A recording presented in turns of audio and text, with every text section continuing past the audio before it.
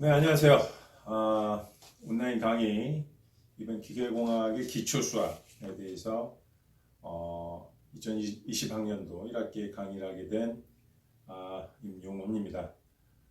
저도 올해 처음 임용이 됐습니다. 그래서 올해 입학하신 여러분들과 입학 동기라고 할 수 있겠죠. 네, 그래서 그 어느 해보다도 사실은 처음에 첫 해 부임해서 지금 강의를 해야 되다 보니까 굉장히 좀 특별한 의미가 있는 것 같습니다. 그래서 일단 숙명여대 시스템공학부에 입학하신 여러분들을 진심으로 환영을 하고요. 또 한편으로는 굉장히 탁월한 선택을 하셨다라고 생각이 듭니다. 4차 산업혁명 시대에 가장 핵심적인 역할을 할 수 있는 그런 전공 분야라고 말씀드릴 수 있을 것 같고요. 여러분들이 생각하시는 막연한 기계공학에 대해서 어떤 기계적인 어떤 생산 설비라든지 이런 그런 부분뿐만 아니라 굉장히 다양한 분야에 있어서 굉장히 재미있는 또 경쟁력 있는 그런 능력을 키우실 수 있는 그런 분야라고 자신 있게 말씀드릴 수 있습니다. 저는 그 기계공학을 전공을 해서 사실은 정부 출연연구소, 한국에너지기술연구소에서 한 16년간 지금 R&D 개발을 하다가 이번에 좋은 기회가 있어서 숙명여대 기계시스템공학부로 들어오게 됐는데요. 정말 제가 예전에 이제 학부에 처음 들어갔을 때를 회상을 해보면 그때 정말 멋모르고 지금 여러분들 같이 막연히 기계공학을 전공을 하면 취업이 잘 된다는 등, 또 정말 기계공학에 대해서 여러 가지 물리적인 역학, 이런 부분에 대해서 정말 재미를 가지고 재미있게 공부를 할 수 있는 선후배들도 사회에 진출해 계신 여러 선후배님들도 많고 굉장히 좋은 얘기를 사실 많이 들었습니다만 지금 한 20여 년이 지난 그때를 좀 회상을 해보면 아직까지도 그때 정말 못 모르고 여러 가지 수업을 다니고 MT를 다니고 여러 가지 대학 생활에 또 낭만도 즐기면서 정말 다양한 경험을 했던 시기가 아니었나 싶습니다.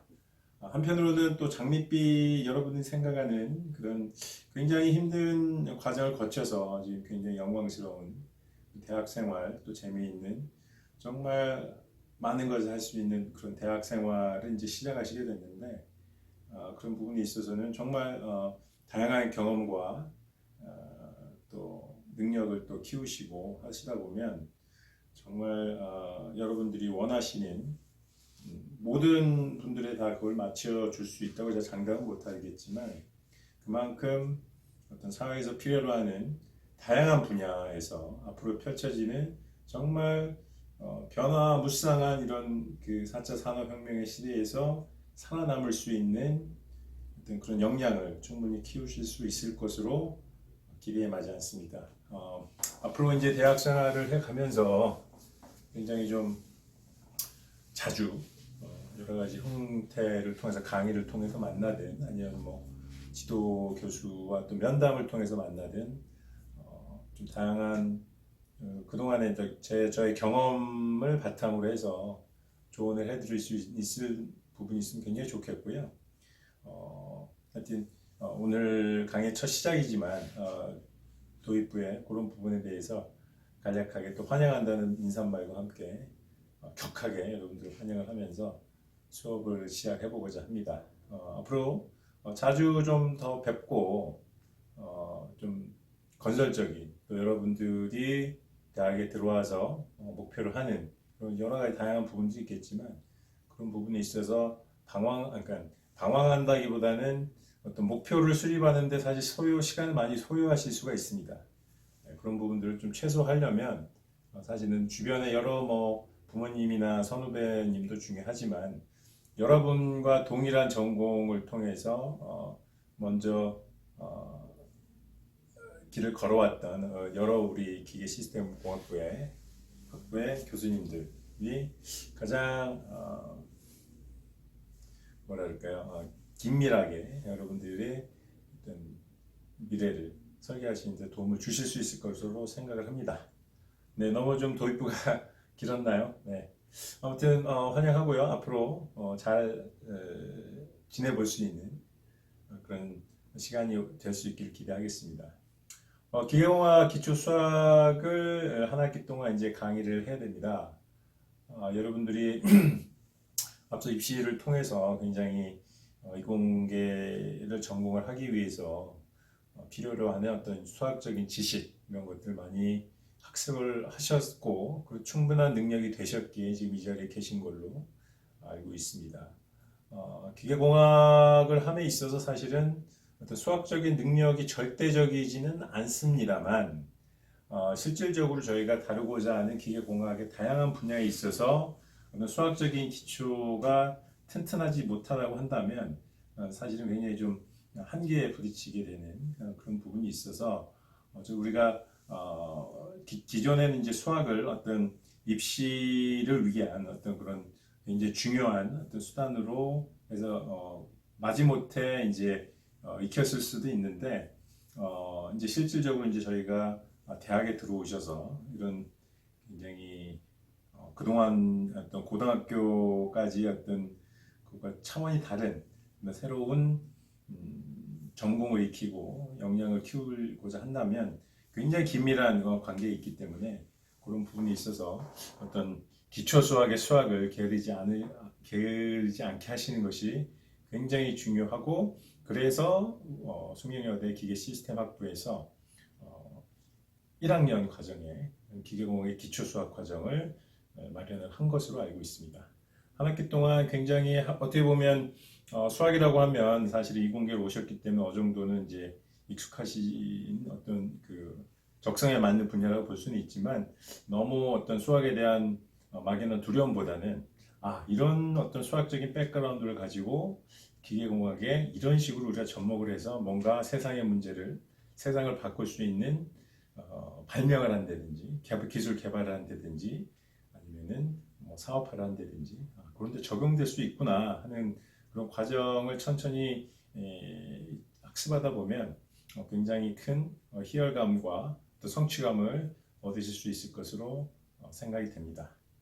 네, 그럼 한번 우리 한 학기 동안 재미있게 좀 부담 갖지 말고 어떤 개념적인 그 다음에 이런 것들이 어떻게 활용될 수 있는가에 대한 어떤 그런 재미난 부분 위주로 일종의 어떤 교양 수학의 어떤 그런 내용을 한번 한 학기를 진행해 보려고 하고 있고요.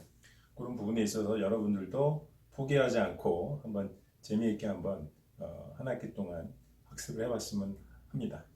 네, 그럼 한번 강의를 한번 진행 한번 해보도록 하겠습니다. 일단 첫 번째 주제 우리가 한번 봤을 때는 왜 우리가 공학 수학 우리가 뭐 공업 수학이라고도 뭐 일부 얘기는 합니다만 정확한 명칭 이제 공학 수학이라고 할 수 있겠죠. 그러니까 단순히 우리가 수학적인 여러 가지 뭐 대수학이라든지 기하학이라든지 사실 또 그 미적분학도 사실은 이제 고등학교 과정에서 배우시긴 했습니다만 좀 차이가 있다 그러면 기존에 이제 저희는 어떤 문제를 풀기 위한 어떤 수단으로서의 어떤 수학으로 접근을 했다고 하면 사실은 이제 엔지니어링 매스매틱스라고 한다 그러면 우리 공학 분야의 수학을 접목을 해서 어떤 문제를 풀 것인가를 다루는 그런 분야라고 할 수 있겠습니다. 그래서 단순히 문제를 짧은 시간 안에 빨리 풀고 하는 이런 것들은 사실은 물론 뭐 그렇게 한다면 나쁠 건 없죠. 나쁠 건 없습니다만 저희가 이제 대학에 오셨으니까 그리고 어떤 공학에 입문을 하셔서 어떤 문제를 해결한다고 한다 그러면 정확한 문제 해결이 굉장히 제일 우선시 된다고 할 수 있습니다. 사실은 뭐 이제 컴퓨터 사이언스나 어떤 컴퓨터에 기반한 어떤 여러 가지 numerical simulation, analysis 이런 기법들이 발전을 하면서 사실은 문제의 솔루션을 구하는 것은 아마 인간이 따라갈 수 없을 정도의 굉장히 많은 기법들과 굉장히 많은 어떤 기술들이 개발이 되어 있습니다. 그래서 단지 어떤 그런 문제들을 해결하는 것보다는 그 어떤 문제를 부딪혔을 때 이 문제를 어떻게 해석을 하고 어떤 방식으로 모델링해서 실체적인 문제 해결 방향을 이끌어낼 수 있을까 하는 그런 능력을 키우는 것이 사실은 앞으로 더 중요하다고 말씀드릴 수 있거든요.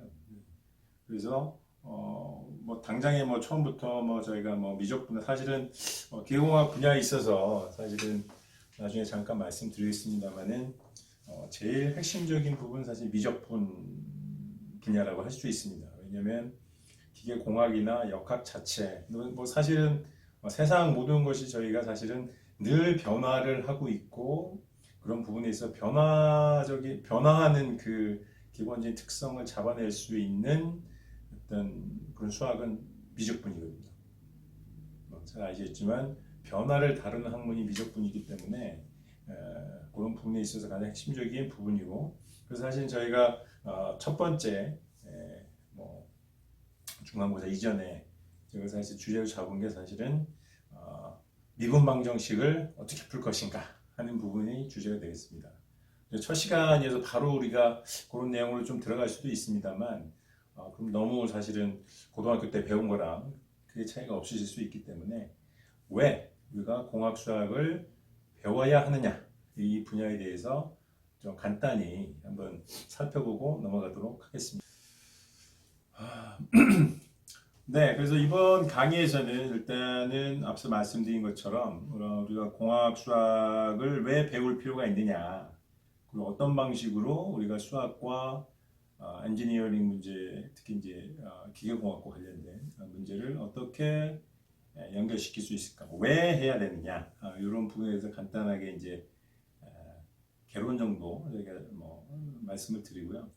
그다음에 이제 아까도 잠깐 말씀드렸습니다만 저희가 어떤 수학 문제에 있어서 기존의 대수학이나 기하학은 굉장히 정적인 문제를 푸는 문제입니다. 어떤 방정식의 해를 구한다든지 어떤 기하학적인 특성에 대해서 우리가 어떤 뭐 수치를 구한다든지 사실은 뭐 시간의 변화하고는 전혀 관계가 없는 정답은 정해져 있고 그 정답을 어떻게 우리가 숫자나 어떤 형태로 우리가 끌어낼 것인지에 대한 학문이었다고 한다면 그건 굉장히 우리 기계공학이나 이런 데 다루는 역학적인 문제, 뭐 화학도 마찬가지입니다. 이 세상에 어떤 발생하는 현상들을 해결하는 어떤 현상들의 특성, 시간에 따라서 변화하는 어떤 그 특징을 잡아내기에는 적합치 않죠.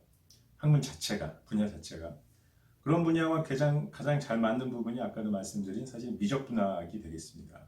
그래서 미적분 같은 경우에 사실은 1600년도 말에 사실은 여러분들이 너무나 잘 아시는 아이작 뉴턴과 라이프니츠가 미적분학의 물론 이제 그 기본적인 개념들은 사실 그 이전부터 조금씩 있었다고 말씀을 할 수는 있겠습니다만 수학적으로 정립을 한 대표적인 위대한 수학자들이기 때문에 그 이후에 굉장히 많은 변화가 있었고 그 변화들을 촉발시킨 것이 사실은 미적분학, 캘큘러스라고 말씀드릴 수 있겠습니다. 그래서 우리가 공학 수학 우리가 지금 하고자 하는 게 이제 그 미분 방정식을 어떻게 풀 것인지에 대해서 먼저 시작을 하겠습니다만 그 이전에 여러분들이 이제 고등학교 과정까지 배운 그 미적분학에 대한 개념에 대해서 그리고 왜 이것이 우리 어떤 기계공학이나 기계공학을 베이스로 하는 역학 문제 해결에 있어서 왜 필요한지, 왜 어떤 역할을 하는지에 대해서 간략하게 한번 또 살펴보는 그런 내용으로 이번 강의를 한번 채워보도록 하겠습니다. 네, 일단은 사실은 아까 말씀드린 것처럼 그 미적분학이 역사는 그렇게 뭐 짧지도 않지만 그렇게 길지도 않습니다. 그래서 아이작 뉴턴이나 라이프니츠가 어떤 미적분학의 어떤 수학적인 근간을 이제 마련하기 전까지는 사실은 굉장히 좀 그 아까도 말씀드렸지만 변화를 특징으로 하는 어떤 현상을 해결하는데 수학이 그렇게 크게 해결 능력을 발휘하지 못했었습니다. 그래서 과연 우리가 미적분학이 있기 전까지 과연 어떠한 문제들이 좀 있었는지 좀 재미난 영상을 통해서 한번 간단하게 좀 살펴보도록 하겠습니다. 보시죠.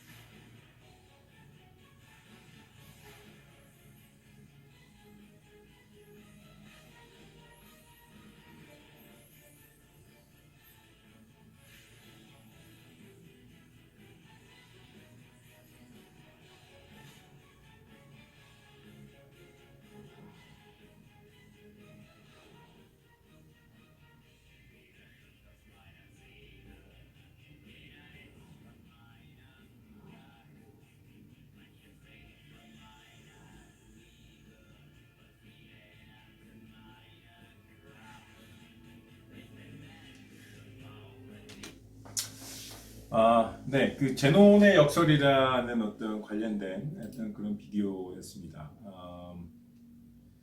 그 여러분들 많이 들어봤잖아요, 그죠?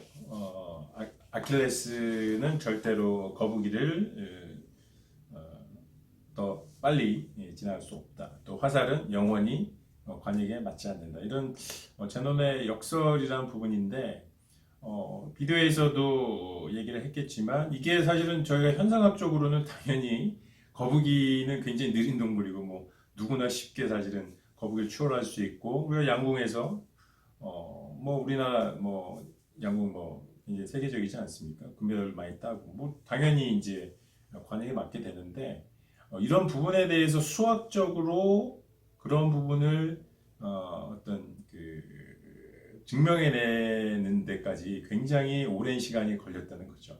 네. 그런 부분에 대한 내용이고, 그래서 아까 이제 비디오에도 나왔습니다만 그런 걸 해내기까지 걸린 데 시간이 우리 이제 2000년이었네요. 하여튼 되게 오랜 시간이 걸렸는데 그런 역할을 해낸 분들이 바로 아까 말씀드린 우리가 너무나 잘 알고 있는 만류인력을 발견하신 아이작 뉴턴과 라이프니츠가 되겠습니다. 네, 그래서 다음은 그 앞서 말씀드린 대로 그 미적분의 어떤 굉장히 큰 세상의 변혁을 이끌어낸 이 미적분학을 발명한 아이작 뉴턴과 라이프니츠 누가 이 미적분을 먼저 발명했느냐 하는 게 굉장히 재미있는 수학자의 하나의 역사 사건 중에 하나인데요. 그 내용에 대해서 간단히 또 우리가 영상으로 보도록 하겠습니다.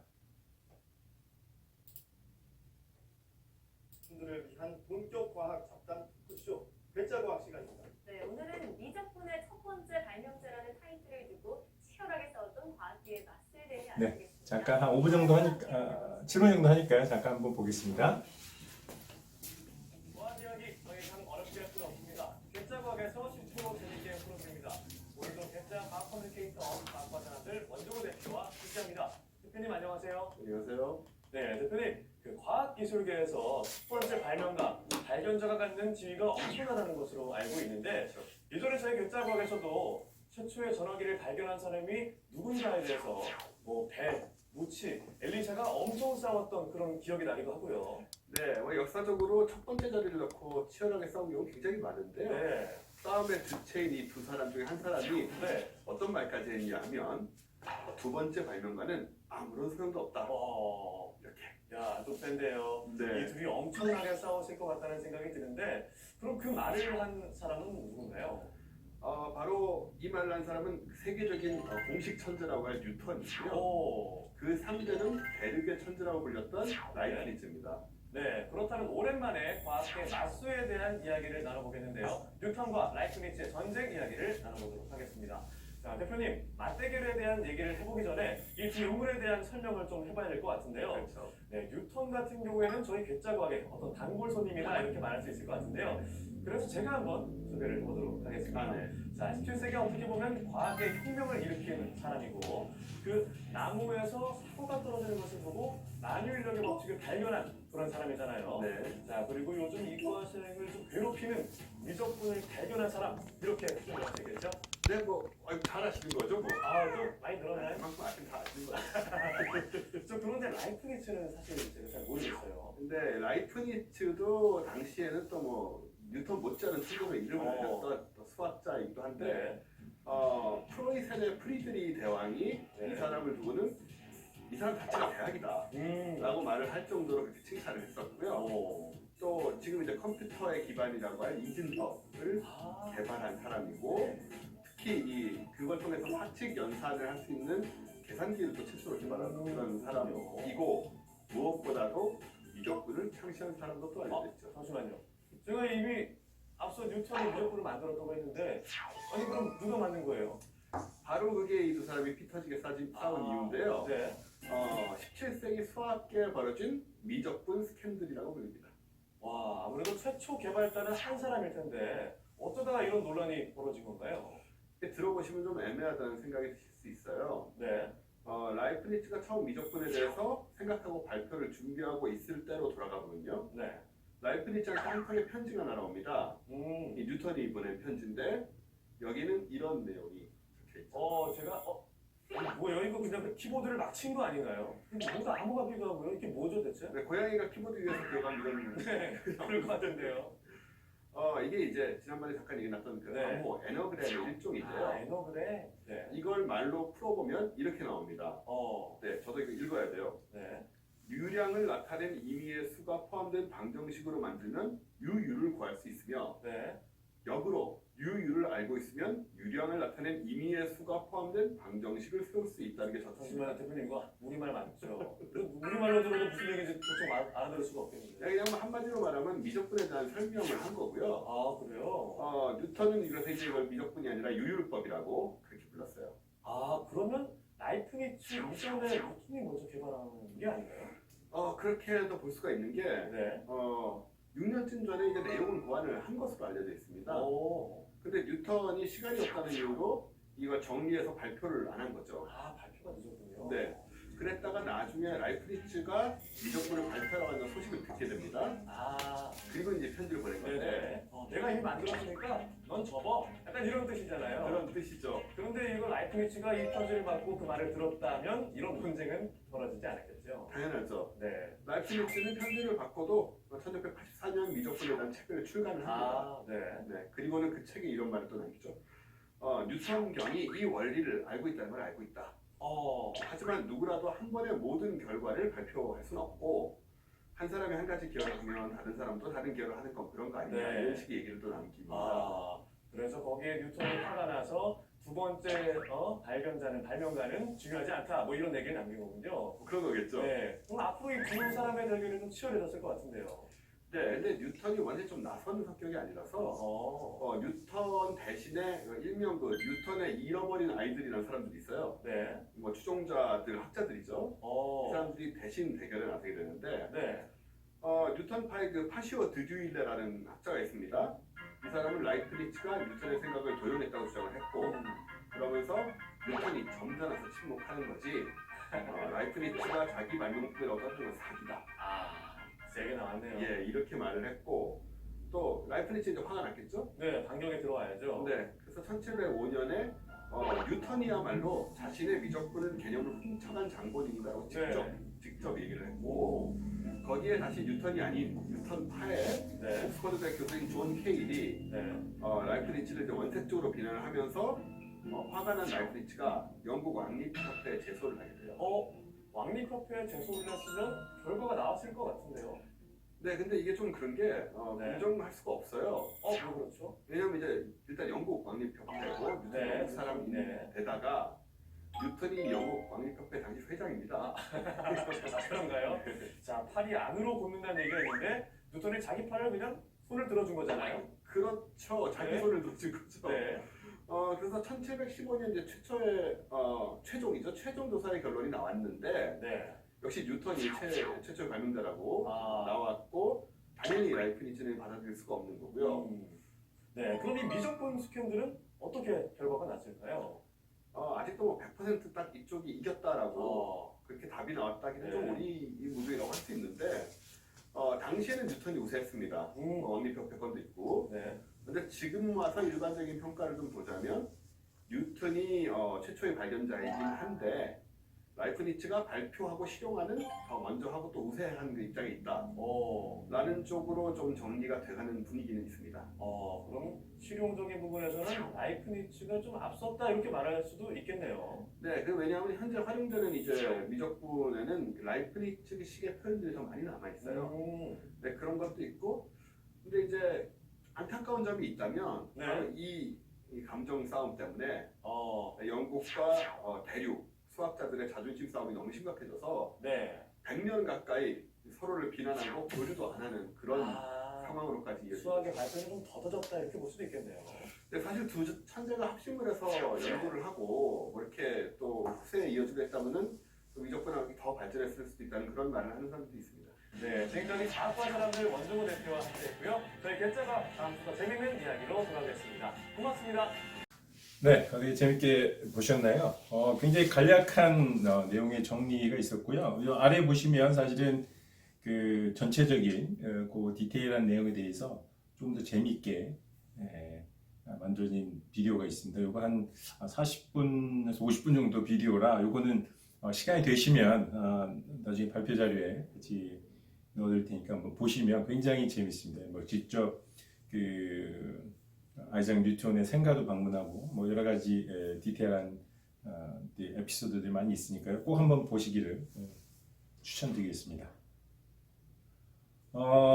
그래서 지금 이제 전반적으로 아까 말씀드린 것처럼 이 미적분이 어떻게 발견이 됐고 사실 앞으로 이제 이런 미적분들을 통해서 어떻게 기계공학과 관련된 뭐 아니면 과학 사이언스와 관련된 이런 학문들이 그다음에 그것들을 기반으로 한 어떤 개발들이 세상을 어떻게 바꿨는지에 대해서 이제 간략하게 말씀드릴 텐데요.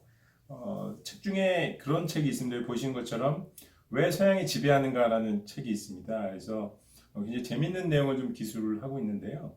그 시기적으로 보시면 이 그래프에서 보시는 것처럼 동양과 서양 사회가 서로 이제 좀 뭐랄까요 앞서갔던 시기들이 굉장히 좀 우리 미적분에서의 어떤 그래프 함수 그래프처럼 다이나믹하게 좀 변하고 있습니다.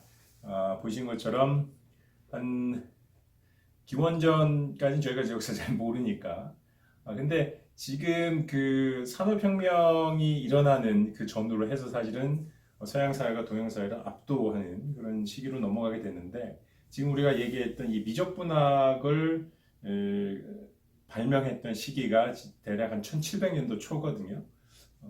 그 시기로부터 사실은 이제 저희가 산업혁명이 일어나기까지 이제 사실은 굉장히 짧은 이후에 이제 일어나게 되는데 이 미적분학이 발명됨으로 인해서 여러 가지 과학적인 새로운 발견들, 수학적인 새로운 발견들 이런 것들이 굉장히 산업의 전반적인 파급 효과, 어마어마한 파급 효과를 나타내게 되는 그런 재미있는 현상이 있고요. 그럼 과연 이 시기에 우리나라는 어땠을까 한번 살펴보겠습니다. 그리고 여기 이제 파란색으로 나타났던 부분은 언제냐면 재밌게도 사실 동양이 이제 서양을 굉장히 압도했던 그 한참의 전성기 시절이 있습니다. 이 시점은 한 어느 정도, 그러니까 한 1250년대에서 한 1300년대인데요. 이때는 어떤 일들이 있었을까요?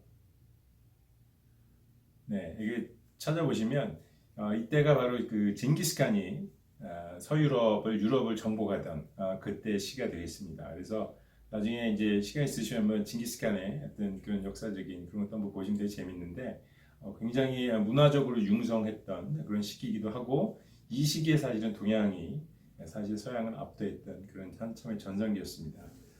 근데 이제 다시 얘기로 돌아와서 사실은 그 아이작 뉴턴과 라이프니츠가 서로 이렇게 누가 서로 미적분을 발견을 했느냐 뭐 이런 가지고 굉장히 우리로 봐서 호기심을 자극할 만한 이 시점에 우리나라는 그때가 숙종 시대였습니다. 아마 잘 아시겠지만 숙종하면은 인현왕후와 장희빈 뭐 이런 우리 굉장히 역사 드라마에 자주 나오는 그런 시기고요.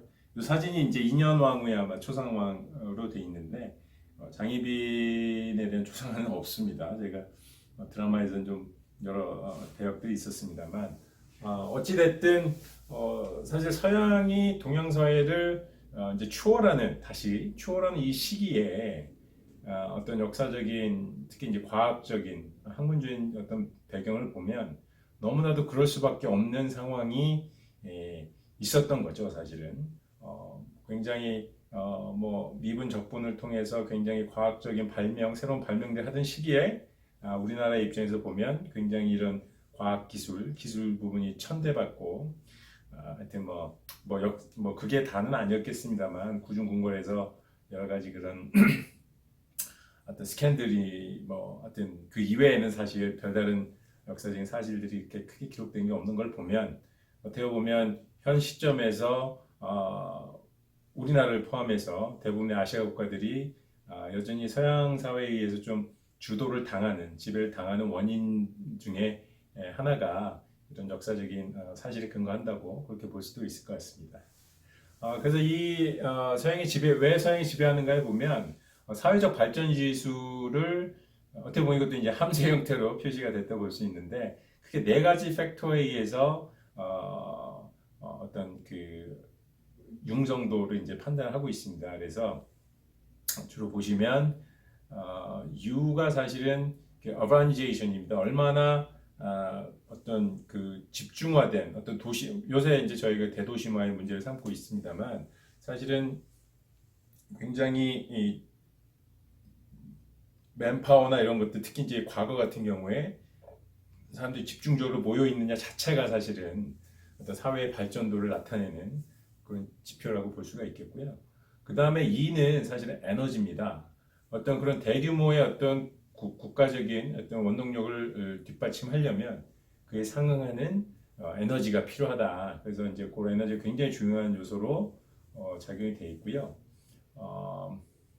I 같은 경우에, 그러니까 B 같은 경우는 사실은 약간 좀 생뚱맞을 수 있는데 B는 사실은 전쟁 능력을 나타내고 있습니다. 그래서 아무리 어떤 그 저희가 사회가 융성했다 하더라도 그 사회를 지킬 수 있는 어떤 군사력이나 이런 거 되지 않으면 하루아침에 사실 그 사회가 붕괴될 수 있는 그런 부분들을 표시하는 걸로 이해할 수가 있고요. I 같은 경우에는 information입니다. 그래서 정보의 전달 능력이라고 되어 있는데요. 예를 들어서 징기스칸 같은 경우에 우리가 서유럽을 완전히 정복했을 경우에 굉장히 효율적인 정보의 전달 체계를 갖고 있었다고 알려져 있습니다. 그러니까 그 당시에는 사실은 교통수단이 마땅치 않았었잖아요. 근데 그때 보면 굉장히 그 말을 워낙 이제 기마민족의 말을 잘 타니까 어쨌든 말을 타고 가면서 굉장히 효과적으로 지역별로 적절하게 이제 그런 정보를 수집하는 지역 조직을 두고 굉장히 해서 그때 알려진 바로는 몽골의 어떤 울란바토르 그쪽에 이제 수도 지역에서 서유럽의 헝가리, 뭐 폴란드 이쪽까지 거의 한 당시로서는 뭐 거의 획기적인 그런 기간이 한 일주일 만에 어떤 정보가 전달이 돼서 그 정보에 따라서 전쟁을 수행해서 어떤 정복을 이끌어냈다는 그런 예가 있습니다. 근데 한편으로 보면 지금 저희가 4차 산업혁명 시대를 사는 현재 시점에서 보면 이런 사회 발전 지수 굉장히 잘 맞는 것 같아요. 그래서 어바니제이션에서 우리가 대도심화가 돼서 여러 가지 사회적인 문제가 발생을 하고 있습니다만 사실은 어떤 경제력의 어떤 대표적인 지표가 되겠죠, 그죠? 그래서 특히 이제 우리나라 같은 서울 같은 경우도 이제 1,000만 이상의 도시로서 굉장히 어떤 국제적인 경쟁력을 갖는 그런 도시로서의 역할을 하고 있는 걸 보면 그런 것도 상당히 의미가 있고요. 에너지 같은 경우도 사실은 굉장히 중요합니다. 뭐 안정적인 전력 공급이라든지 그다음에 이제 전기뿐만 아니라 이제 열에너지도 우리가 생활을 유지하는데 또 우리가 단순히 의식주만 해결하는 게 아니라 그 안에서 여러 가지 어떤 웰빙이라 할까요? 어떤 복지나 이런 거를 안정적으로 우리가 공급 유지해주게 하기 위해서는 어마어마한 에너지가 사실 소요됩니다. 뭐 최근에 이제 원전 문제라든지 어떤 그런 또 노석탄, 탈석탄, 탈원전의 어떤 사회적인 전환 정책에 의해서 굉장히 지금 약간 이제 뭐라 그럴까 이제 우리가 재생에너지 기반의 어떤 새로운 친환경 사회로 가는 어떤 중간 단계에 있다고 볼 수 있는데 어찌됐든 향후에 어떤 우리나라나 어떤 우리 뭐 도시들이 어떤 경쟁력을 갖기 위해서는 이 에너지 문제를 반드시 해결을 해야 된다고 이해를 하시면 될 것 같고 이런 부분에 대해서는 여러분들 이제 차차 이제 전공을 익혀 가시면서 그런 부분에 대해서 조금 더 배워나가면 재밌을 것 같고요. 뭐 4차 산업혁명의 가장 핵심은 사실은 정보 아니겠습니까? 그래서 IT, 인포메이션 이런 것들이 굉장히 중요하고 뭐 배틀 전쟁 능력도 저는 굉장히 수긍이 간다고 봅니다. 우리가 지금 여러 가지 어찌됐든 대외적인 여러 가지 안보의 위협이 있을 경우에 사실 안정적인 사회를 구축하는 게 굉장히 어렵잖아요. 그런 면에 있어서 사실 좀 얘가 딴 데로 생각 같습니다만 제가 드리고 싶은 말씀은 뭐냐면 우리가 어떻게 보면은 미적 분학에서 뭐 미군 뭐 문제 하나 더 풀고 적분 문제 하나 해가지고 수학적 문제 해결하고 이런 게 뭐가 대단하냐 이렇게 생각할 수 있습니다만 그 기저에 보면 어떤 그런 미적 분학의 학문으로부터 파생돼서 뭔가 사회의 변혁을 이끌고 그 사회 변혁으로부터 세상이 바뀌는 이런 어떤 그 가치 사슬 체계라 그럴까요? 가치 체계라 그럴까? 그런 것들이 상당히 저희가 역사적으로 되돌려 보면 굉장히 어떤 어마어마한 파급력을 갖고 있다는 거죠. 그래서 우리가 이 시간에 우리가 논의하고자 하는 왜 우리는 수학을 배워야 되는가? 아니면 왜 우리는 공학 수학을 와서 새로 대학에 들어왔는데 사실 왜 들어오자마자 우리가 수학을 배워야 합니까? 이런 의문을 갖는 학생들이 있을 것 같은데 그 기저에는 우리 단순히 기계공학의 어떤 그 전공의 문제를 찾지 하고서라도 우리가 어떤 사회적으로 급변하고 있는 더더욱 급변하고 있는 이 사회 속에서 우리가 어떤 새로운 발견 아니면 개선, 혁신 이런 걸 이끌기 위해서는 너무나도 뚜렷한 어떤 근거나 결론 이런 것들이 정치와 달리 너무 뚜렷하게 나올 수 있는 이런 수학에서부터 그런 변화들이 이제 촉발될 수 있다 이런 걸 좀 이해를 하시고 우리 공학 수학이나 어떤 수학에 있어서 굉장히 큰 관심을 가지고 기초를 닦아주시는 게 굉장히 필요하다 이런 말씀을 좀 드리고 싶습니다. 그리고 또 하나 이제 뭐 이왕 뭐 얘기 좀 나온 김에 사실은 이제 아까도 우리가 기계적인 요소 사실 나사가 그냥 어떻게 보면 별거 아닌 것 같지만 굉장히 일상적으로 뭐 길 가다 보면 뭐 땅바닥에 굴러다니는 게 나사인데 사실은 이게 어떤 기술적인 어떤 백그라운드 역사적으로 보면 굉장히 중요한 이 사회 아까 말씀드린 것처럼 동양 사회와 서양 사회를 구분짓는 어떤 사회 발전을 결정짓는 굉장히 핵심적인 요인으로 작용했다라고 주장하시는 분들이 있습니다. 이게 뭔 얘기냐면 사실은 저희가 뭐 제1롯데월드 같은 경우에 뭐 100몇십 층짜리 뭐 저희가 고층 건물을 뭐 단시간에 짓고 굉장해서 저희가 건설 기술이 뭐 세계적으로 인정을 받고 있습니다만 사실 저희가 원래 이제 저희의 어떤 동양적인 사상에 있어서는 사실 이런 결합 요소들에 대한 발명이 사실 없었거든요. 이게 우리가 이제 개방 개혁을 통해서 이제 해외 문물이 들어오기 전까지는 우리가 뭐 어떤 뭐 고궁이나 경복궁 같은 데서 굉장히 옛날에 어떤 우리 건축물들이 이런 결합 요소들이 없이 정말 정교하게 지어졌다 이런 걸 좀 자랑스럽게 생각하고 있습니다만 그건 맞는 얘기죠 사실.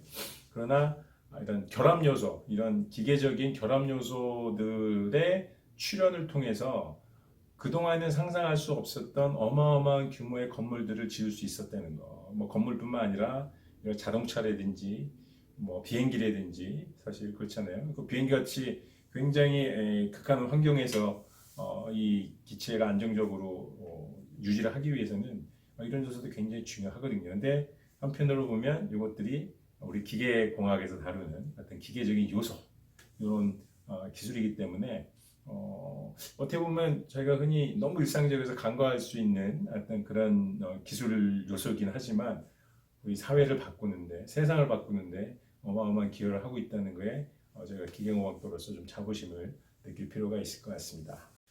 네, 하여튼 뭐 잠시 뭐 주제에서 벗어난 것처럼 보이지만 사실은 앞서 우리가 지금 강조하고자 했던 그런 내용들을 좀 설명하기 위해서 도입된 내용이 되겠습니다.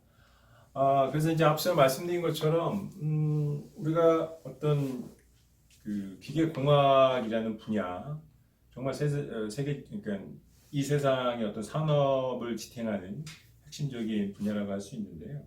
이런 분야들이 제1차 산업혁명, 증기터빈을 기반해서 제1차 산업혁명, 전기를 기반으로 한 어떤 대량 생산 시스템, 그다음에 3차 산업혁명에서의 어떤 오토메이션, 자동화를 통한 어떤 기술의 혁신, 뭐 그때부터 사실 이제 저희가 컴퓨터 사이언스가 급속도로 발전을 했죠. 그다음에 이제 4차 산업혁명, 지금 데이터 기반의 인공지능 기반의 이런 4차 산업혁명을 거치면서 어떻게 보면은 그 흔히 이제 오해가 있을 수 있는 게 이미 기계공학의 시대는 끝난 거 아니냐. 우리가 어떤 증기터빈 아니면 랭킨 사이클, 브레이튼 사이클에서 복합 화력 발전을 통해서 하고 내연기관도 사실은 지금 이제 전기 자동차로 대체가 지금 되려고 하고 있지 않습니까? 뭐 연료전지 자동차라든지 그래서 이미 기계공학의 시대는 가고 전기공학의 시대, 전기의 시대, 아니면 이제 컴퓨터 사이언스의 시대, IT의 시대. 그래서 기계공학은 사양 분야다 이렇게 생각하시는 분들 계시는데 절대적인 오해이십니다. 최근에 이제 저희가 어떤 기술의 융복합 기반으로 어떤 산업, 연구개발, 사업화 이렇게 진행이 되는데 흔히들 이제 사실은 IT 하시는 분들은 저희가 그런 사업이나 연구개발 같이 해보면 IT가 중심이다라고 항상 얘기는 하십니다. 그리고 대외적으로 봤을 때 시대 자체가 사실은 어떤 그런 데이터 기반의 어떤 기술의 혁신 이런 것들이 굉장히 중요해지긴 했죠. 그래서 물론 그런 부분들이 굉장히 중요한 역할을 해서 기존에 있던 어떤 산업 체계, 어떤 가치 체계로부터 혁신적인, 혁명적인 어떤 발명과 개발이 이루어지는 건 사실입니다만 IT 기술만 가지고는 될 수 있는 것은 굉장히 제한적입니다. 네, 그 부분을 꼭 인식하셔야 되고요. 그 기저에는 우리가 정말로 이 산업화를 견인했던 우리 기계공학 분야에 우리 여러 선배님들 그리고 여러분들을 포함한 이 기계공학에 종사하는 이분들의 역할이 앞으로 점점 더 중요해지고 단 전통적인 너무 그런 어떤 제조업 중심의 기존 방식의 기술 분야에 저희가 너무 매몰되면 안 되고요.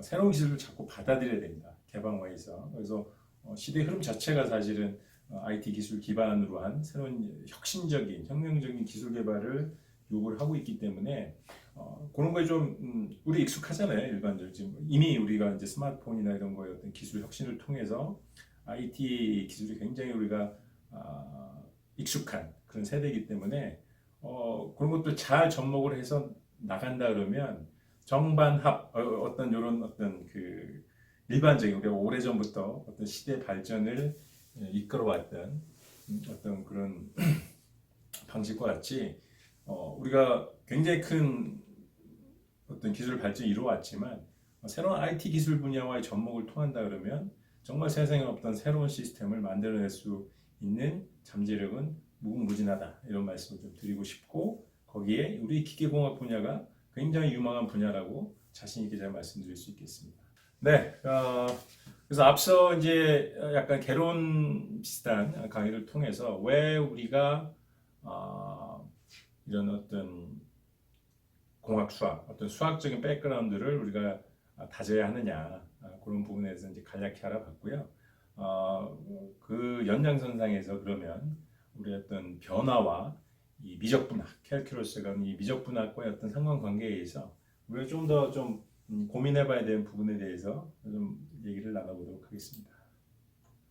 이 부분도 아마 시간이 있으시면 요거 한 5분짜리인가요? 한 얼마 시간 되지는 않습니다. 그래서 한번 별도 한번 재생을 한번 해보시고요.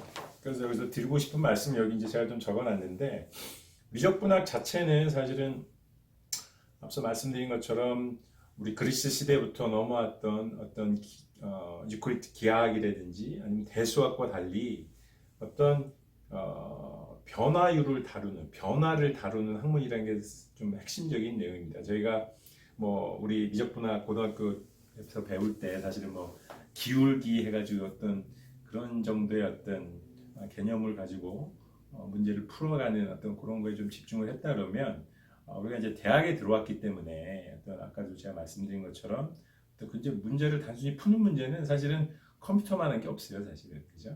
또 어마어마한 발전이 있기 때문에. 그렇지만 우리가 그런 문제들을 좀 직접 풀어가고 어떻게 이렇게 미적분학의 개념을 도입을 해서 문제를 푸는 방법을 우리의 선배 과학자들이 수학자들이 어떻게 이런 그동안 세상에 없던 그런 방법들을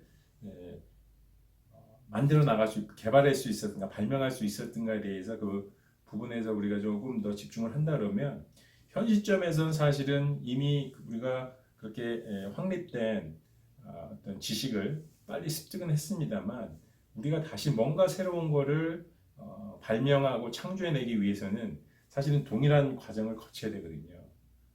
그런 관점에서는 옛날에 어떤 방식으로 접근을 했고 거기에 핵심적인 개념이 뭐고 어떤 철학이 담겨져 있는지에 대해서 우리가 한번 고민을 해본다 그러면 여러분도 뉴턴이나 라이프니츠 같은 어떤 전 세계적으로 존경받는 그런 대단한 수학자, 공학자가 될 수 있을 것이라고 확신합니다.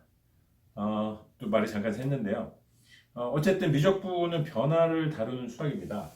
그리고 우리 주변 항상 변하죠. 뭐 굳이 거창하게 저희가 우주를 얘기하지 않더라도 우리 항상 시간이 바뀌기 때문에 그죠? 우리가 시간이 변함에 따라서 모든 것은 바뀝니다. 우주는 팽창을 하고요. 제가 이렇게 여기 그냥 가만히 앉아 있는 것 같아도 지구는 돌죠. 태양 중심을 돌고 태양도 다시 은하계 한 위치에 속해서 지금도 돌고 있습니다. 사실은 우리 항상 변화를 하고 있는 거예요. 나는 멈춰 있을지라도 그러니까 현상 자체가 사실은 우리가 사는 이 시간 자체가 변하고 있기 때문에 이런 변화하는 현상을 해석하는데 가장 적합한 게 바로 미적분학이라는 말씀을 드리고 싶은 겁니다. 그렇기 때문에 우리가 앞으로 기계공학 분야에 있어서도 뭐 동력하게 되든지 뭐 우리가 뭐 발전을 한다든지 뭐 에너지 항상 변하거든요. 이런 변화하는 현상 자체를 해석하기 위한 가장 적합한 도구가 바로 미적분학이 되겠습니다. 그래서 우리가 미적분학을 좀 더 집중해서 배워야 되는 이유고, 그래서 이 공학 수학에 있어서는 앞서 우리가 고등학교까지 배웠던 미적분학의 개념을 가지고 베이스를 가지고 그러면은 실질적인 물리적 현상들 어떻게 해석할 수 있을 것인가? 이런 실질적인 물리적 현상들이 제가 이제 뒤에서 설명을 드리겠지만 어떤 형식으로 나오냐 그러면 바로 미분 방정식, 적분 방정식의 형태로 나오게 됩니다. 그러니까 어떤 현상을 지배하는 저희가 이제 흔히 governing equation이라고 얘기를 하는데 그런 governing equation 자체가 미적분 방정식으로 나오기 때문에 우리가 그 현상을 해결하려면 그 미적분 방정식을 풀어야 되거든요. 그래서 옛날 같은 경우에는 이제 미적분학이 막 그 확립이 돼서 나올 초창기에는 어떤 물리학자나 어떤 과학자들이 어떤 현상을 제가 모델링해서 어떤 지배 방정식을 풀었다고 하는데 그거에 대해 해를 못 구하는 거죠. 네. 그런 상황에 있어서는 그래서 그 해를 어떻게 풀어 나갈 수 있을 것인가 하는 것을 다루는 게 사실은 우리가 미적분 방정식, 미분 방정식을 푼다, 뭐 적분 방정식을 푼다, 뭐 미적분을 푼다 이런 식으로 얘기를 하는 겁니다. 그래서 그런 관점에서 저희가 공학 수학을 반드시 이수를 해야 되고 굉장히 친밀하게 저희가 기초를 다질 필요가 있다 이렇게 말씀을 드리겠습니다. 한번 사례를 몇 가지 들어볼게요. 그래서 최근에 이제 저희가 신형 코로나 때문에 지금 여러 가지 어려움을 겪고 있고 사실은 그것 때문에 나도 지금 온라인 강의를 하게 되는 그런 변화를 겪고 있는데 이게 일종의 감염병이잖아요. 근데 최근에 재미있는 현상에서 뉴스를 보면서 했던 게 초창기에 중국에서 이 신종 코로나 우한 바이러스가 환자가 증가하는 속도가 사실은 어떤 2차 함수의 형태로 이렇게 매일 이렇게 나가는 게 뭐 저런 형식으로 이렇게 딱 커브 피팅을 해보면 맞는다. 그래서 그 다음 날도 한번 예상해 보면 딱 요 2차 함수에 어떤 거기에 딱 그 매치가 되는. 그래서 이거는 뭔가 이상하다 이렇게 이제 주장을 하는 사람이 있었습니다. 물론 이게 그 이후로 뉴스가 쏙 들어가서 어떻게 되는지에 대해서 조금 검증할 기회는 없었는데 사실은 수학적으로 보게 되면 사실은 감염병은 기하급수적으로 증가하는 현상입니다. 그럼 이런 현상을 우리가 수학적으로 나타내는 표현이 사실은 보신 것처럼 저런 함수의 형식으로 지수함수의 형식으로 나타내야 되는 게 정상이죠. 그리고 그거에 저희가 잘 알지만 저희가 지수함수를 미분하면 지수함수 자체가 되지 않습니까? 그죠?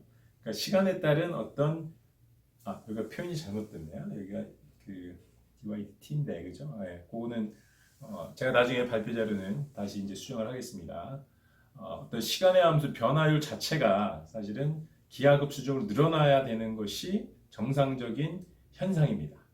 최근에 이제 전 세계적으로 이제 팬데믹이 지금 선이 될 정도로 뭐 이탈리아나 미국이나 기하급수적으로 지금 감염병 환자들이 이제 확산이 되잖아요. 사실은 이게 지금 굉장히 좀 바람직한 상황은 아니긴 합니다만 감염병이 촉발됐다고 하면 이런 형식으로 퍼져나가는 게 정상인 게 이 자연 현상인 거죠. 그래서 어떤 아까도 말씀드렸지만 이런 현상을 표현하는 것 자체가 이제 저희가 변화율을 나타내는 것이 이제 미적분학의 어떤 핵심적인 개념이 되겠습니다. 그다음에 뭐 어떤 분들은 사실은 평소에도 이런 궁금증을 좀 가질 수도 있으셨을 거라고 봐요. 그리고 최근에 이제 이 뉴스 기사나 이런 데 나오면서 사실은 왜 우리가 자동차나 항공기는 다 안전벨트가 있는데 우리가 흔히 얘기하는 이제 고속철이죠. KTX에는 왜 안전벨트가 없을까? 시속 200km, 300km/h에 굉장한 속도로 달리고 있는데 그럼 사고가 나면 그럼 어쩌란 말인가? 이게 안전벨트도 없는데, 그죠? 그렇다고 이게 관성이라는 게 이제 가다가 사실은 브레이크를 밟으면 사실은 관성 때문에 몸이 앞으로 쏠릴 수밖에 없잖아요. 그런 경우에 굉장히 위험한 상황인데, 그래서 처음에 저도 굉장히 궁금하게 좀 생각을 좀 했었는데, 최근에 이제 이거에 대한 여러 가지 인터넷이 발달하면서 이제 기사화도 되고 있습니다. 그래서 정답을 그러니까 먼저 말씀드리면 사실은 기차는 저희가 이제 속도를 달리다 큰 사고가 나기 전에는 사실은 어떤 우리가 브레이크를 밟아서 속도를 해서 멈추는 데까지 시간이 굉장히 길죠. 그러니까 기차 자체가 어떤 그 매스가 굉장히 질량 자체가 크기 때문에 그래서 단위 시간당 변하는 속도가 사실은 가속도잖아요. 그죠? 근데 예를 들어서 자동차 같은 경우에는 저희가 한 100km로 간다고 할지라도 제동 거리가 굉장히 저희 급브레이크를 밟으면 굉장히 짧잖아요. 그죠? 단위 시간당 속도 변화가 급격하기 때문에 사실은 사람이 관성에 의해서 운전대나 앞으로 튀겨나가게 된 그런 위험한 상황이 되는 것이고 비행기도 사실 마찬가지죠. 비행기도 사실 육중하긴 합니다만 기차만큼보다는 육중하진 않고 대신 또 날아가는 속도가 또 어마어마하게 크잖아요. 기차보다도 한 10배, 뭐 20배 정도 빠르기 때문에 어떤 저희가 착륙을 할 때 저희가 어떤 급격한 감속을 하게 되면 굉장히 위험한 상황이 발생을 하죠. 그래서 이제 비행기도 이제 안전벨트가 있는데 여기 그래프에서 보시는 것처럼 기차 같은 경우에는 시속 300km로 가다가 결국은 쭉쭉쭉쭉 속도가 감소해서 브레이크를 밟아서 완전히 멈추는 시간까지 굉장히 길기 때문에 거기서 그 탑승객이 느끼는 그런 어떤 그러니까 가속도라고 할까요? 어떤 그런 관성에 의한 위험도가 상대적으로 기울기가 굉장히 좀 만만하기 때문에 그런 부분들 위험도가 굉장히 작다 이런 관점에서 굳이 안전벨트를 안 든다고 합니다. 근데 이런 현상을 표현하는 식 자체가 사실은 우리가 너무나 잘 알고 있는 뉴턴의 법칙이죠. F는 ma 이 법칙인데 이것도 자세히 보시면 속도의 변화율을 다루고 있습니다. 이게 이제 미적 부분에 관련된 얘기고요. 우리의 일상생활에 있어서도 이런 변화를 다루는 이런 현상을 다루는 걸 우리가 어떤 모델링하는 표기하는 식 자체가 사실은 아까 말씀드린 미분이나 적분의 형태로 나타난다. 이런 식을 기준으로 우리가 이해를 하게 되면 현상을 굉장히 잘 이해할 수 있고 이런 문제를 해결할 수 있는 수단 자체도 어떤 이런 수학적인 베이스에서 시작할 수 있다는 게 제가 드리고 싶은 말씀이 되겠습니다. 다음에는 또 우리가 좀 어떤 현상의 어떤 사회적인 아니면 물리적인 현상에 있어서 또 최근에 이슈화되고 있는 부분들 이런 부분들이 또 그 노화의 문제가 있습니다. 그래서 사실은 노화 문제는 사실 모든 인류의 인간의 심지어 동물들의 어떤 관심사가 될 수밖에 없죠. 근데 보시면 사실은 우리가 평균적인 어떤 뭐 개인별로 좀 차이는 있습니다만 보시면 이제 재밌는 결과가 남자 여자의 경우에 어떤 노화가 되는 어떤 그런 기울기 여기도 사실은 변화를 나타내고 있는 지표지 않습니까? 그렇죠? 보시면 평균적으로 남자 같은 경우에는 벌써 저는 이제 이렇게 급격하게 이제 기울기가 이제 꺾이는 그런 시점이 됐는데 어쨌든 좀 다르죠. 어떤 남녀의 어떤 특성상 그런 부분들이 있고, 근데 이제 저희가 우리가 연력학적으로 보면 이제 엔트로피라고 하는데 엔트로피는 꾸준히 계속해서 증가하는 방향으로 가게 되거든요. 그런데 이게 결국 이제 무질서도가 이제 증가한다는 얘기고 그만큼 어떤 삶을 유지할 수 있는 원동력을 점점 잃어가는 그런 현상을 나타내는 지표인데 사람은 태어나면 결국은 노화가 되다가 이제 생을 마감하게 되는 그런 게 되게 있습니다. 근데 최근에 이제 결국은 어떻게 하면 이제 이런 노화를 좀 늦출 수 있을까 하는 것들이 굉장히 사회적인 큰 관심이고 사실은 이 시장이 이 산업 시장이 정말로 큽니다. 그죠? 그래서 최근에 뭐 사실은 그 LED 마스크라고 하네요. 그래서 피부의 노화를 방지하는 어떤 그런 마스크도 처음에 그런 거 연구하는 거에 이제 제 아시는 박사님께서 이제 관여를 하셔서 이제 알게 됐는데 처음에는 왜 저런 걸 왜 에너지를 연구하는 기관에서 저런 걸 연구하지 이렇게 했는데 몇 년 후에 보니까 그게 이미 시장에서 이렇게 굉장히 큰 이슈화가 되고 시장이 점점 커지는 걸 보고 조금 더 우리가 어떤 특정 분야에 있어서 그 분야에 어떤 집중력 연구를 하지만 아까도 말씀드렸듯이 좀 더 개방적인 연구를 하는 자세를 가져야 되겠다 그런 생각을 좀 해봤는데요. 이런 안티에이징 시장도 굉장히 이슈화가 되고 있습니다만 최근에는 심지어는 이제 영노화라는 건 사실은 세월을 거스르는 어떻게 보면 이제 자연의 법칙을 거스르는 그런 건데 이런 영노화 연구까지도 진행이 되고 있습니다. 그래서 보시면 사실 이제 진시황이 현 세대에 살았으면 아마 제일 이쪽에 R&D 연구 투자를 많이 하지 않았을까 하는 이런 생각을 좀 해보는데 이런 그 어떤 유전학적 그러니까 어떤 바이오 쪽에서 바이오 분야에서 어떤 유전자 중에 이런 것들을 역으로 돌릴 수 있는 이런 기술들에 대해서 뭐 R&D 연구 결과 논문들이 많이 최근에 발표가 되고 있고 우리나라에서도 이제 디지스나 이런 데서 이런 영노화의 어떤 기전이나 이런 걸 연구를 해서 그런 것들이 이제 연구개발 단계를 지나서 이제 산업화하는 그런 단계까지 지금 R&D 포트폴리오를 세우고 지금 진행을 하고 있는 걸로 알고 있습니다. 어떻게 보면 한편으로는 굉장히 우려스러운 그런 부분도 있고 한편으로 굉장히 저도 굉장히 관심이 있는 그런 기술 분야 되겠는데 이런 것들이 사실은 우리가 아까 지금 우리가 다루고자 하는 이런 미족분학의 개념에서 보면 어떤 사회 현상을 지배하는 어떤 변화의 어떤 일정한 룰이 있는데 그런 부분들을 다시 거꾸로 돌리려는 어떤 그런 굉장히 혁신적인 혁명적인 기술이라고 볼 수 있거든요. 과연 그게 가능할까? 아니면 그게 가능해진다 할지라도 어떤 부작용은 없을까? 그런 부분에 대해서는 아직까지 이제 논란이 분분하지만 큰 흐름으로 봤을 때는 우리가 인간의 본성 자체가 좀 더 오래 삶을 유지하고 싶은 그런 완전히 그 원초적인 본능이 있기 때문에 그런 어떤 기술 개발의 추이도 우리가 좀 관심 있게 봐야 되고 이런 분야조차 사실은 아까 말씀드린 것처럼 어떤 기술 간 융합, 어떤 학제 간 융합을 통해서 우리 기계공학도들이 충분히 기여할 수 있는 그런 분야가 되겠고요. 뭐 하여튼 디테일한 내용은 좀 떠나서 아까 말씀드린 것처럼 사실은 영노화의 어떤 기술이나 이런 것들을 적용한다는 거는 어떻게 보면 좀 자연의 법칙, 특히 이제 연력학 제2법칙에서 우리가 엔트로피 증대의 법칙에 좀 위배되는 그런 방향성이라 사실은 굉장히 많은 어떤 파급 효과를 이끌어낼 개연성이 굉장히 많습니다. 그래서 뭐 그런 부분에 대해서는 나중에 여러분들 연력학을 배우는 그런 시기가 다시 한번 기회가 되면 논의하도록 하고요. 근데 오늘은 지금 여기서 강조하고자 하는 것은 이런 어떤 사회적인 변화, 시간에 대한 변화, 자연스러운 어떤 우주의 법칙 이런 것들도 우리가 미분 적분을 통해서 표현하고 기술할 수 있는 어떤 그런 분야다. 그런 걸 좀 이해를 해주시면 좋을 것 같습니다.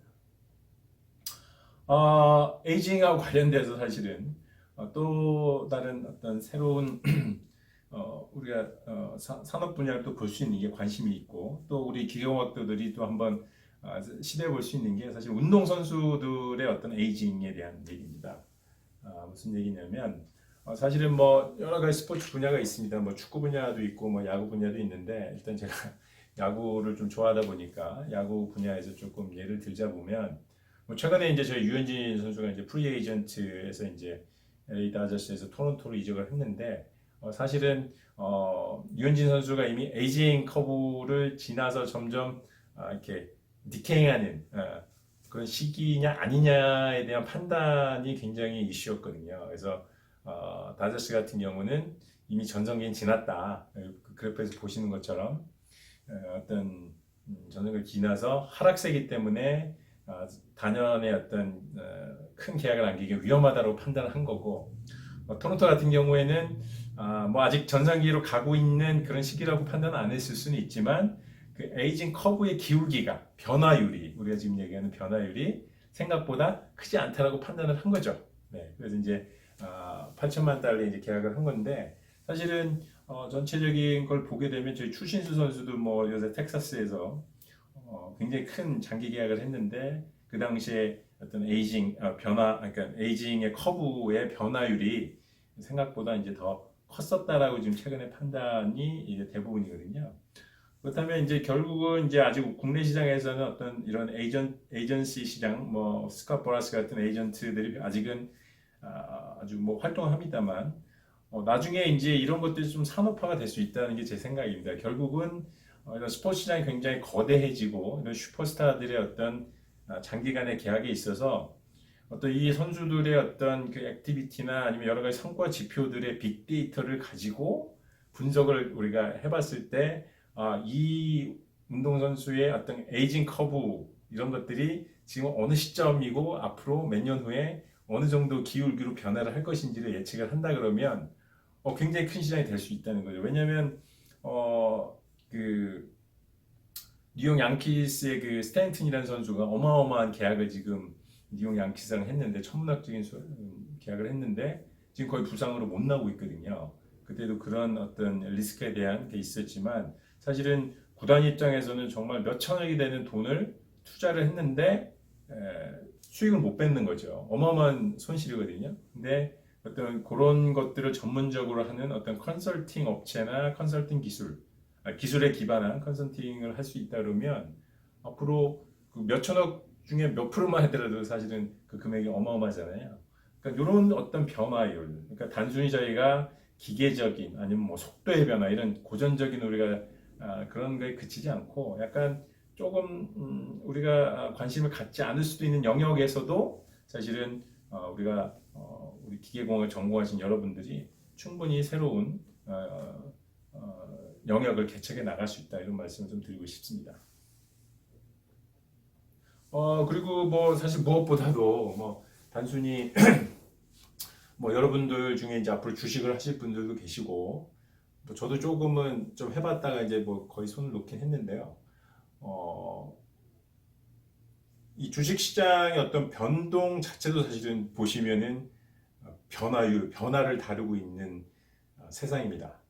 그래서 앞으로 주식이 어떻게 바뀔 것인지 예측을 한다. 결국 이제 저희가 미분에서 기울 변화율을 안다는 것은 나중에 이제 저희가 이제 오일러가 이제 어떻게 그거를 수치적으로 앞에 그 변화를 예측할 수 있는지 그런 기법들에 대해서도 저희가 공부를 해보겠습니다만 우리가 변화율을 알고 있다는 것은 앞으로 어떻게 변할지를 예측을 할 수 있다는 의미거든요. 그런 의미에서 사실은 이 주식의 변동률, 변화율 이런 거를 과연 미적분학을 통해서 우리가 예측을 할 수 있지 않을까라고 수많은 사람들이 지금도 사실 시도를 하고 있습니다. 근데 아직까지 큰 재미를 봤던 사람이 없는 걸 봐서는 아니면 조용히 재미를 보고 있을 수는 있겠지만 굉장히 어려운 분야죠. 왜냐하면 이게 단순하게 어떤 그 사회적인이 아니라 어떤 물리적인 변수 요인들에 의해서 변동이 되는 그런 합리적인 함수 관계에 있는 게 아니고 심지어는 함수 관계 없을 수도 있죠. 사실은 약간 스토캐스틱한 특성을 갖고 있기 때문에 어떤 사회적인 요인 아니면 뭐 좀 얘기하면 이제 뭐 작전 세력, 뭐 정치적인 요인 굉장히 많은 변수들이 로 인해서 수많은 사람들이 그 안에서 투자하고 매수하고 매도를 하는 이런 현상들을 예측한다는 것 자체가 말만 들어도 사실 거의 어렵지 않습니까? 그죠? 그렇지만 이런 부분들도 사실은 우리가 미적분학의 개념에서 보면 변화가 일상인 변화를 기반으로 하고 있는 현상이기 때문에 이론상으로는 가능할 수 있다는 얘기가 되겠습니다. 그래서 사실은 여러 시도들이 있어요. 그리고 나중에 이제 여러분들이 유체역학에서 이제 유체의 어떤 거동을 지배하는 방정식이 이제 나비어-스톡스 이퀘이션이라는 게 있습니다. 이제 오른쪽에서 보시는 것처럼 그 일부를 이제 표현을 했는데 사실 뭐 일부를 표현한 것이긴 합니다만 굉장히 non-linear한 지배 방정식입니다. 우리가 이제 ordinary differential equation이나 이건 이제 partial differential equation이라고 하는데 이런 현상들을 이 식을 풀면 사실 이제 저희가 유체역학의 어떤 현상을 정확하게 이젝트하게 예측을 할 수 있는데 이런 주식 시장이 거동이 굉장히 넌리니어하거든요, 사실은. 그래서 이 나비아-스톡스 이퀘이션을 풀 수 있는 기법을 적용하면 스탁 마켓의 변화율 그리고 앞으로의 변동되는 양을 예측할 수 있지 않을까 해서 많은 학자들이 여전히 연구하고 하는 분야가 되겠고요. 저희도 할 수 있습니다. 여러분들이 조금 더 수학에 관심이 있고 어떤 이런 굉장히 이런 미분 방정식 아니면 적분 뭐 이런 적분 방식들을 푸는 데 굉장히 익숙하다 그러면 충분히 도전해 볼 만한 정말 도전적인 분야고 여러분들의 어떤 굉장히 도전적인 그런 분야라고 말씀드릴 수 있겠습니다. 한번 해보세요. 그 다음에 이제 또 하나 얘는 사실은 저희가 최근에 이제 기후 변화나 이런 것들로 인해서 사실은 우리가 어떤 농작물이나 이런 어떤 전통적인 이런 재배, 뭐 채소나 식량이나 이런 뭐 이런 곡물들 이런 걸 재배하는 데 있어서 굉장히 어려움을 겪고 있습니다. 어떤 식량 수급의 안정성이나 이런 부분이 있고 사실은 이것도 앞서 이제 주식 시장만큼 이렇게 다이나믹하지는 않지만 결국은 수요가 있고 수요의 변동성이 있고 중간에 생산의 변동성이 있기 때문에 물론 중간에 이제 그거를 연결시킨 게 유통이긴 합니다만 어떤 그런 변동에 의해서 수요와 공급이 매치가 안 됐을 경우에 결국은 나타나는 현상이 이제 가격이 변동되는 그런 현상이거든요. 그럼 여기서도 사실은 우리가 미적분학 자체가 사실 변화를 다루는 학문이라고 한다면 이런 사회적인 아니면 물론 이제 작물 생산 자체는 이제 사회적 현상 이외의 어떤 기본적인 어떤 생육이랑 관계가 되지만 이런 복잡한 현상을 자체를 풀고 예측하고 할 수 있는 기본적인 툴이 될 수 있다는 거죠. 그래서 이게 왜 중요하냐면 최근에는 이런 뭐 스마트팜이나 이런 걸 통해서 또 여러 가지 어떤 그 생육을 제어하는 기술을 통해서 작물의 생육을 조절을 하는 기술을 저희가 그런 수준까지 개발이 진행이 되고 있습니다. 그래서 어떤 특정 작물이 특히 이제 고부가치 작물일 경우에 시장에서 가격 변동성을 보는 거죠. 원래는 예를 들어 이제 가을에서 생산을 해서 저희가 뭐 봄에 이제 뭐 예를 딸기 같은 경우에 이제 저온성 작물이기 때문에 사실은 이제 주로 이제 동절기에 제철 과일이라고 하는데 최근에 이제 비닐온실이나 스마트팜으로 이제 딸기를 재배한 농가가 점점 많아지고 있어요. 그 얘기는 사실은 수요가 생산을 못 쫓아가게 되면 사실 가격이 떨어질 수밖에 없거든요. 또 한편으로는 동남아나 이런 쪽에 굉장히 딸기를 재배하기 어려운 지역에서 저희가 수출을 하기 시작을 했는데 그러므로 인해서 그쪽에서는 오히려 이제 수요가 더 많이 발생을 하고 우리 공급이 부족해서 가격이 폭등하는 이런 상황이 되고 있거든요. 그런 어떤 시장의 가격 변동상을 봐서 내가 원래 아무런 조치를 안 했을 경우에 사실은 받을 수 있는 가격이랑 내가 지금 어떤 시장에서 변동 요인으로 인해서 앞으로 뭐 한두 달 아니면 뭐 2주 내에 이게 가격이 이렇게 변화하는 걸 예측을 할 수 있다 그러면 제가 선제적으로 사실 저출하 시기를 변화시킬 수 있거든요. 이런 기술들이 최근에 개발되고 있는 어떤 스마트한 어떤 컬티베이팅한 어떤 그런 영역이 되겠고 당연히 저희 기계공학도 제가 일부 이제 그런 쪽을 하고 있습니다만 저희가 아까도 말씀드렸지만 기계공학을 한다고 해서 기계적인 것만 해야 되는 건 아닙니다. 이런 굉장히 재미있는 어떤 사회적인 새로운 기회를 볼 수 있는 재미있는 학문이고요. 그런 학문 중에서도 우리가 이런 변화가 일상인 어떤 이런 기술 분야를 다루기 위해서는 무엇보다도 미적분에 대한 지식과 그걸 기반으로 뭔가 이렇게 해결 방안을 찾을 수 있는 능력을 배양하는 것이 정말 중요합니다. 그래서 여러분들이 그런 차원에서 우리가 공학 수학을 좀 열심히 해야 되는 그런 게 아닌가 싶네요. 그렇죠. 이게 예를 들어서 이제 이런 가격표는 굉장히 생각보다 편차가 큽니다. 그래서 앞으로 이게 다시 반등해서 기울기가 올라갈 것인지 아니면 현재의 어떤 추세를 반영해서 계속 가격이 하락될 것인지에 대해서 예측을 하고 싶은데 사실은 그게 쉽지 않다는 거죠. 그래서 이런 걸 예측을 함으로 인해서 발생할 수 있는 부가가치가 굉장히 크기 때문에 이런 분야도 우리 기계공학도들이 여러분들이 한번 앞으로 참여해보면 굉장히 재미있는 항목이 될 것 같습니다. 좀 정리를 해보겠습니다. 그래서 사실은 이제 최근에 어느 수준까지 일어났냐면 앞으로 이제 여러 가지 이제 주식 가격의 변동, 그다음에 아까 이제 작물의 어떤 가격의 변동 이런 것들은 사실은 굉장히 많은 데이터, 흔히 얘기하는 우리가 빅데이터가 쌓여 있거든요.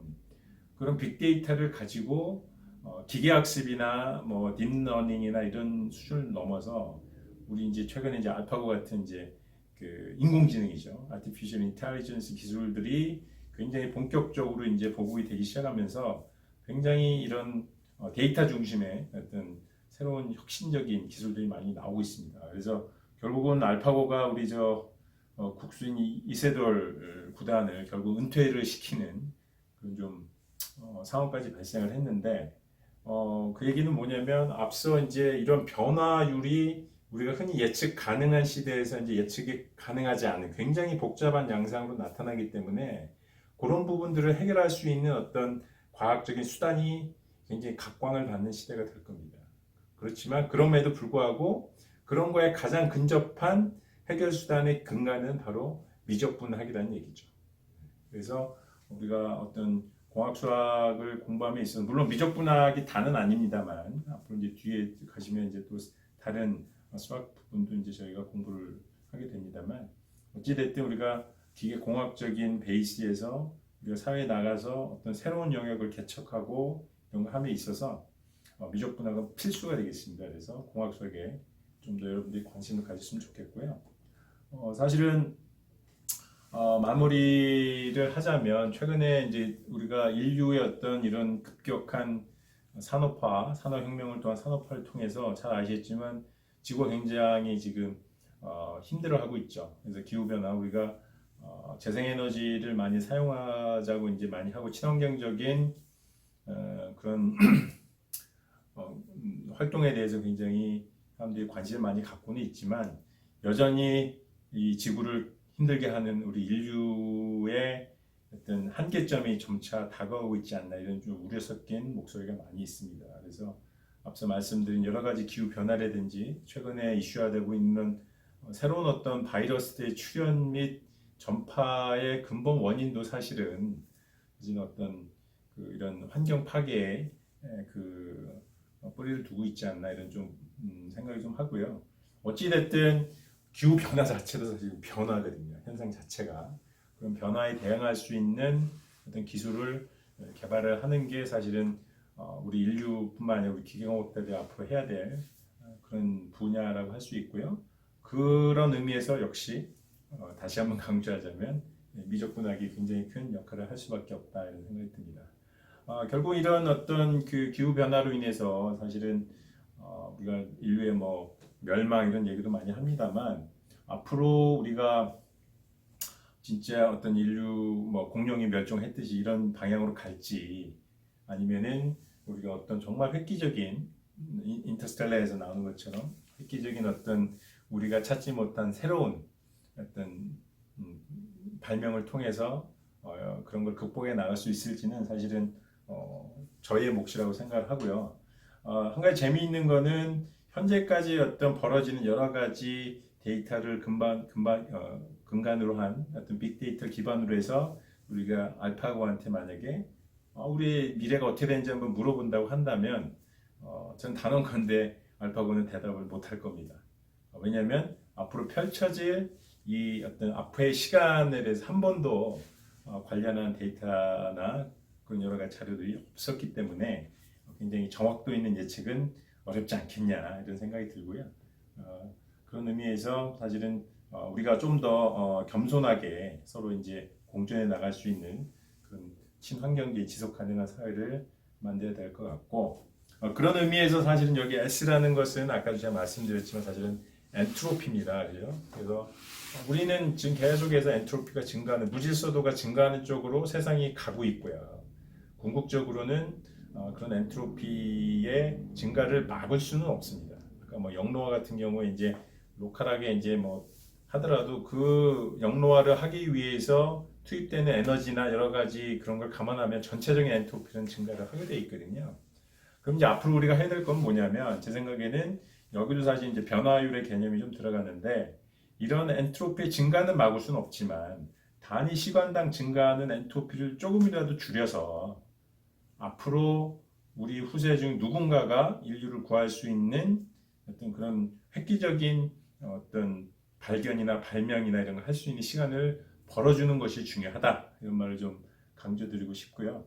그런 의미에서 앞으로 이제 우리도 단순하게 그냥 뭐 수학 문제 한 문제 더 풀고 덜 풀고 하는 이런 차원에서 접근하는 것이 아니고 조금 더 큰 관점에서 세상을 바꿀 수 있는 어떤 새로운 원동력 이런 거를 좀 발견할 수 있다. 어떤 이런 자신감을 근간해서 우리가 조금 수학이라고 한다 그러면 조금 거부감이 들 수는 있는데 어떤 이런 백그라운드를 가지고 접근을 하다 보면 좀 더 한층 재미있게 좀 접근할 수 있지 않을까 하는 생각이 듭니다.